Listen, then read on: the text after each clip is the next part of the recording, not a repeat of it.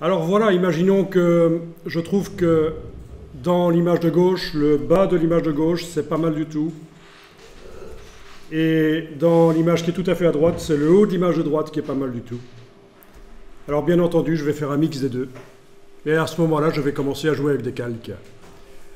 Donc je vous montre, je prends l'outil de déplacement.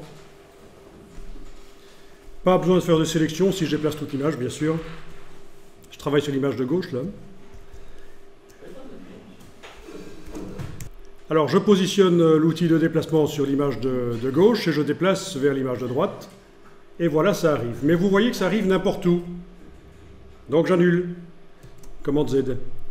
Je recommence, je travaille sur l'image de gauche, je vais déplacer, mais pendant que je déplace, j'enfonce la touche majuscule.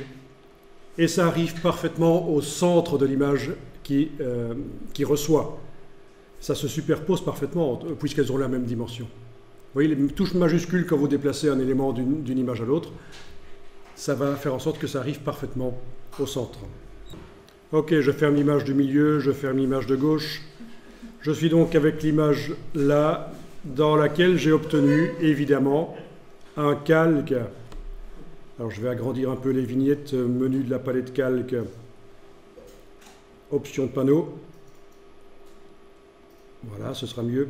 Donc on voit clairement que j'ai mon image qui était à gauche sur mon écran tout à l'heure, qui est venue en tant que calque au-dessus. Il suffit d'ajouter un masque de fusion. Dans le masque de fusion, de faire un dégradé du noir au blanc, puisque les différents niveaux de gris, c'est la transparence dans un masque de fusion. Je prends le dégradé. J'ai du noir et du blanc là, oui, c'est bien dégradé du noir au blanc, parfait. Mode normal, 100% d'opacité. Je suis bien en train de travailler dans le masque de fusion, c'est lui qui est encadré, c'est pas l'image là, c'est le masque de fusion qui est encadré. Je trace sur l'image. Je vais passer en plein écran, tiens, voilà. Touche F, je trace sur l'image.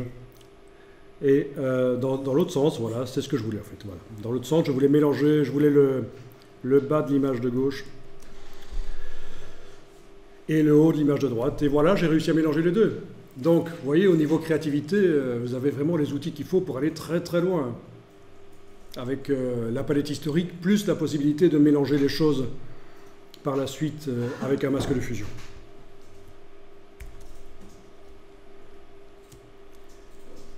Bien, j'enregistre au format Photoshop, bien sûr. Et je vais l'appeler Mix.